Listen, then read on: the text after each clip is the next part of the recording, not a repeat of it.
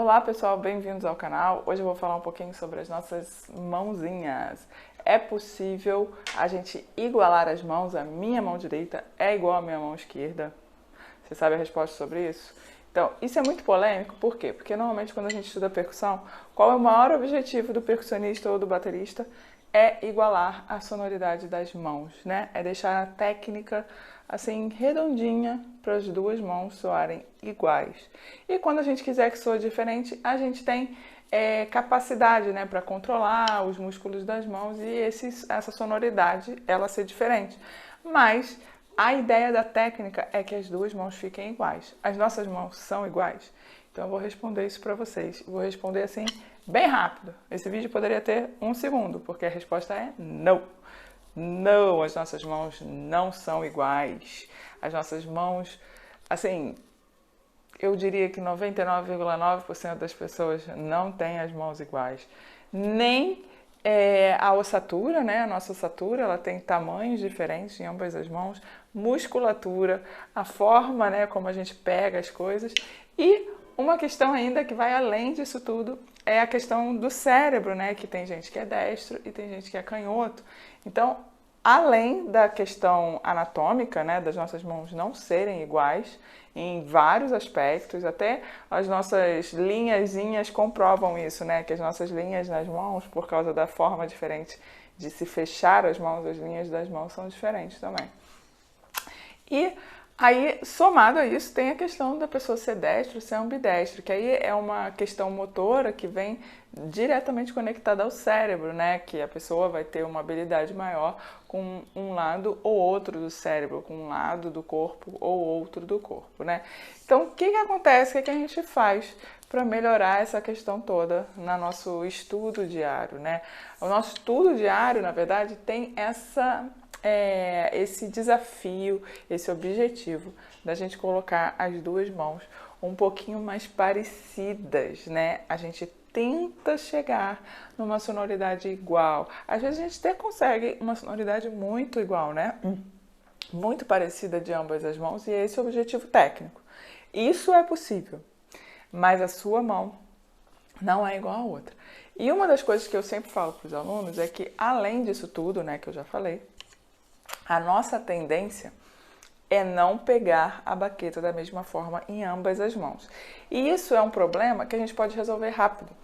E como é que a gente resolve isso, né? Na hora de segurar a baqueta, ó, vou dar aqui uma indicação rápida de como a gente faz, né? A gente divide a baqueta em 3 e pega aqui no terço inferior.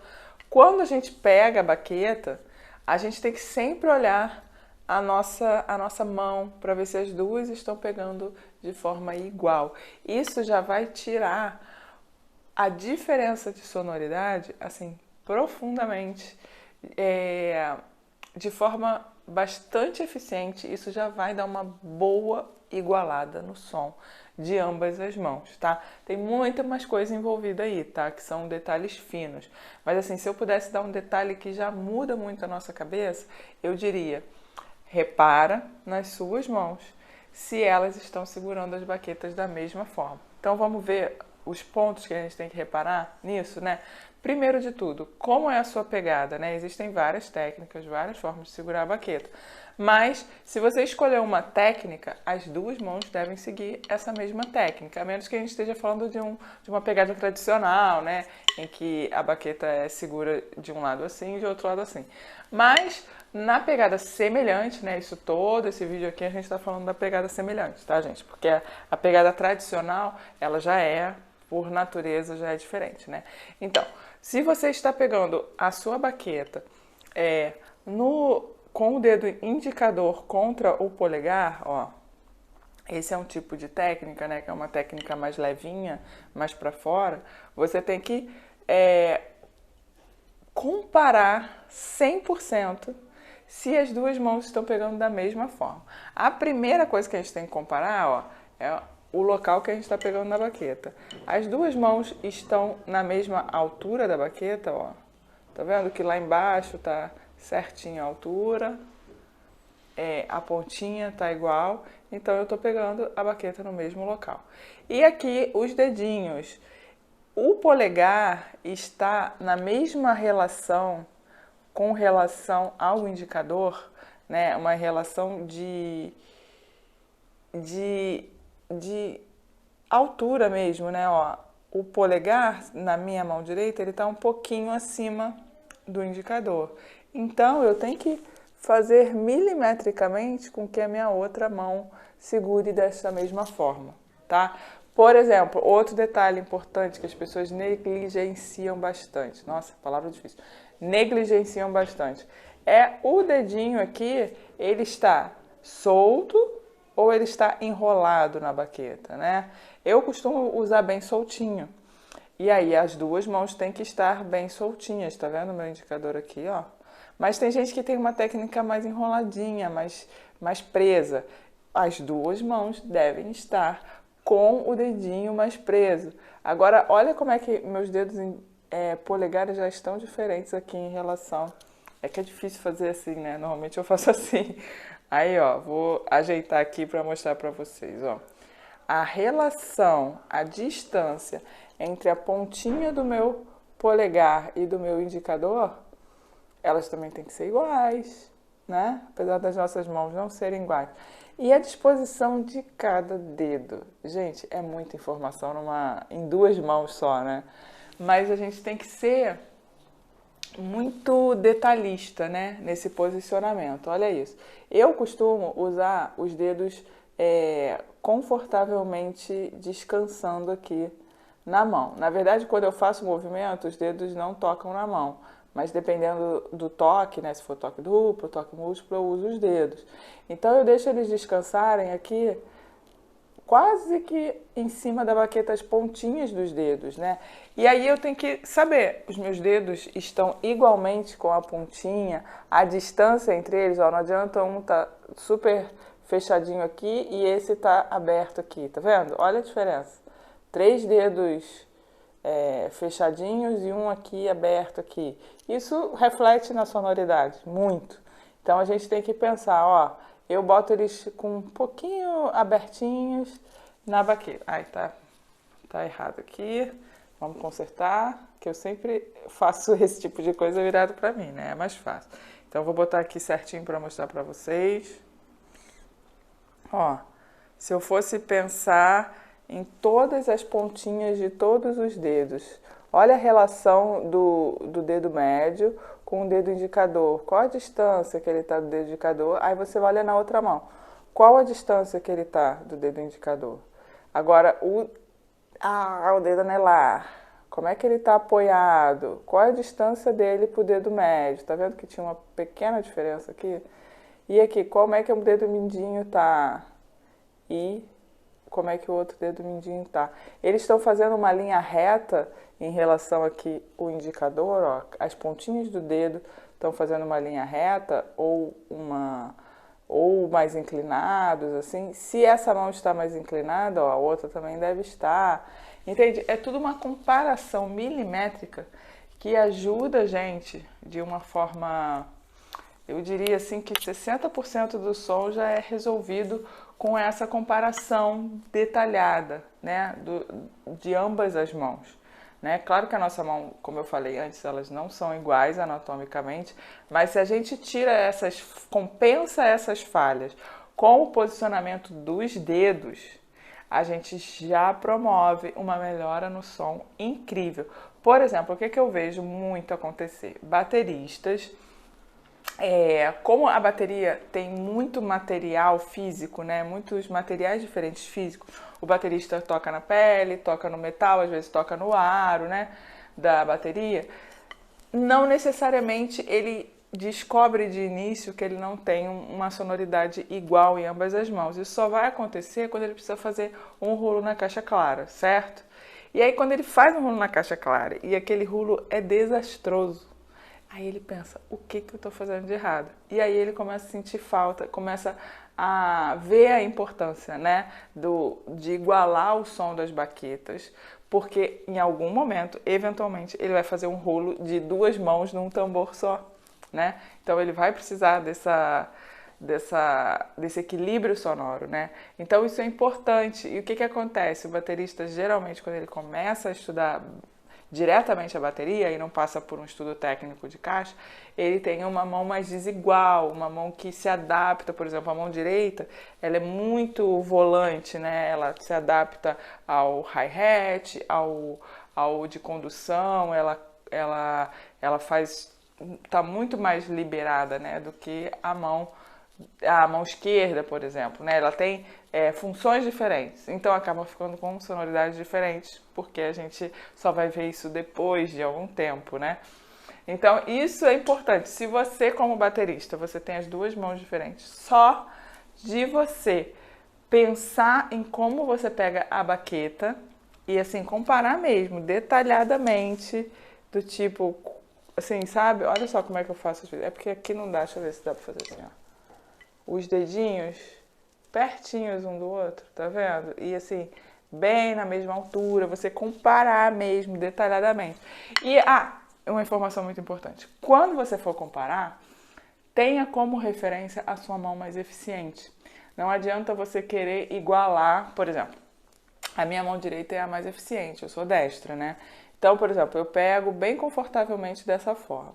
Aí não adianta eu ver a mão esquerda assim e querer imitar a mão esquerda. Não, eu tenho que fazer a minha mão esquerda imitar a leveza, o conforto, né?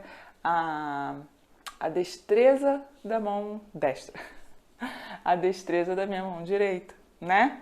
Então, se você é canhoto, você pega a sua baqueta de forma confortável e tenta fazer com que a mão que não é tão confortável assim, ela imite a sua mão confortável, né? A sua mão mais habilidosa. E isso a gente faz, isso é muito legal, porque pouca gente faz isso, mas a gente tem uma mão que sempre vai ser professora da outra, né? A gente tem uma mão que vai aprender as coisas mais rápido, e aí a gente tem que dar uma atençãozinha especial para a mão que é menos, tem menos habilidades, que é mais fraca, né? A gente chama de lado fraco, né? A minha mão esquerda fica lá pedindo arrego para a mão direita toda hora. Então aí eu paro tudo, estudo mão esquerda. Eu comparo sempre a mão esquerda à mão direita, que é a professora da mão esquerda. No meu caso, que sou destra, tá? Se você é canhoto, você faz ao contrário, né? Você vai fazer a mão esquerda como a professora, né? Isso é muito legal porque isso serve para tudo. Toda técnica que você for aprender, você vai começar a comparar um lado com o outro, né? Seja técnica, por exemplo, técnica de mão, de atabaque, técnica de bongô, qualquer instrumento que você vai tocar com a mão, isso também acontece. Sempre vai ter uma mão dominante, que vai ser a professora, ela vai se sentir mais confortável. Se nenhuma das suas mãos estão confortáveis, aí tem um problema, você precisa de um professor externo, né? Para te ajudar nesse conforto aí, nessa melhor forma de se adaptar à técnica, né? Mas, se você está com as mãos, alguma mão confortável, você usa isso que eu estou te falando, compara 100% uma mão com a outra, porque as nossas mãos não são iguais. Isso é só um ponto, né, que a gente tem que fazer, que é a comparação física, né? Mas existe uma comparação também muscular que a gente deve fazer. Por exemplo, muitas vezes quando a gente faz o movimento da baqueta, né, por exemplo, o movimento só de subir e descer, né, bem delicado, assim, né? Muitas vezes a nossa outra mão, ela não consegue ser tão delicada. Às vezes ela faz uma coisa meio assim e o movimento não é liso, né, que a gente chama, não é tranquilo.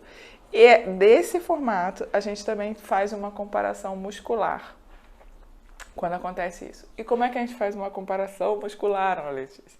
Então, a gente tranquilamente, a gente respira fundo, a gente faz o movimento com a mão dominante, né? E a gente tenta pensar nos músculos que a gente está usando naquele momento. Por exemplo, quando a gente vai levantar a baqueta, a gente usa aqui o movimento do braço, né? E alguns movimentos aqui na parte superior da mão. Muitas vezes, quando o movimento está irregular com a outra mão, você vai sentir que ele está usando mais músculo do que necessário e por algum motivo, que é essa fraqueza, né, desse lado, o cérebro não está sabendo usar a musculatura correta. Pois é. Só que a gente só sente isso, assim, respirando fundo e se concentrando para perceber, sabe? Porque se a gente bota uma partitura na frente de uma música muito legal pra gente tocar, o cérebro vai do jeito que for, porque ele tá mais interessado no resultado, né? No resultado final musical que vai satisfazer a gente, né? Que a gente estuda música, na verdade, para ver esse resultado, né? Mas, às vezes, é importante a gente parar e estudar essa parte técnica. Então, a gente para um pouquinho, faz um movimento com uma mão, tenta sentir a musculatura, sentir a sensação que você está tendo no braço e tentar espelhar aquilo no lado mais fraco. Isso é muito importante. Por quê? Porque o lado mais fraco, muitas vezes, ele é até muscularmente mais débil, muscularmente mais burrinho, digamos assim, e a gente tem que concentradamente entender o que a minha mão boa está fazendo, né? Para eu imitar com essa daqui que não é tão boa. Qual músculo eu estou usando? Por que o movimento é todo torto com essa e com a outra é bom? E aí você vai fazendo exercício. E aí a pessoa vai me perguntar, mas quanto tempo eu passo nisso? Gente, não pode passar mais de 5 minutos por dia fazendo esse tipo de comparação.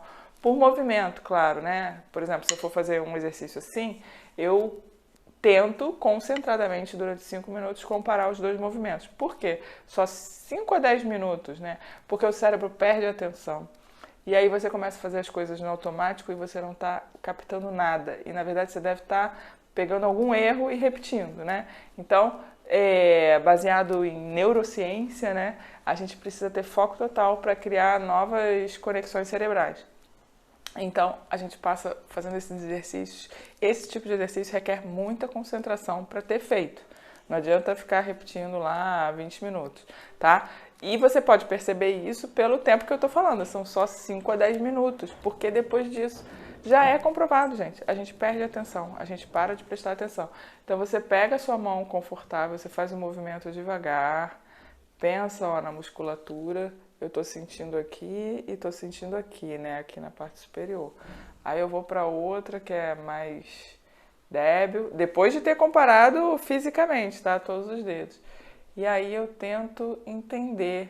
Por exemplo, até agora mesmo eu vi que esse meu braço, ele tende a mover um músculo desde aqui de cima, que eu nem tô pedindo, ó. Às vezes ele faz assim para baixo, ó, movendo aqui. Quer dizer, em segundos aqui eu já captei uma mensagem que o meu músculo está pedindo para mover desde aqui de cima, enquanto a minha mão confortável, ela mexe só a parte superior, né? É engraçado quando a gente realmente se analisa nesse aspecto. Se você fizer isso 5 a 10 minutos por dia, sabe, se analisando mesmo muscularmente, é tipo uma fisioterapia musical, você vai ver que evolui, entendeu? Não é do dia para a noite, a gente não consegue consertar esse tipo de problema sonoro, essa desigualdade do dia para a noite, mas se você fizer isso 5 a 10 minutos todos os dias, assim, em uma semana a gente já vê resultado, mas em 2 semanas você vai falar, caraca, isso muda mesmo, isso muda, a gente tem que entender, né, que a gente tem esse poder, né, de mudar a nossa mão, tá? Se você tiver qualquer dúvida sobre esse assunto, tiver algum problema aí no braço, apresentando algum problema aí que eu não falei aqui e quiser dar uma sugestão, é só escrever aqui embaixo que eu respondo todos os vídeos. Espero que vocês tenham gostado dessa dica, que é muito importante. Pouca gente fala desse estudo mais minucioso, mais detalhado, né? Que é tão importante na sonoridade, que é o nosso objetivo de estudar técnica, né? Tá bom? Então a gente se vê no próximo vídeo e até lá!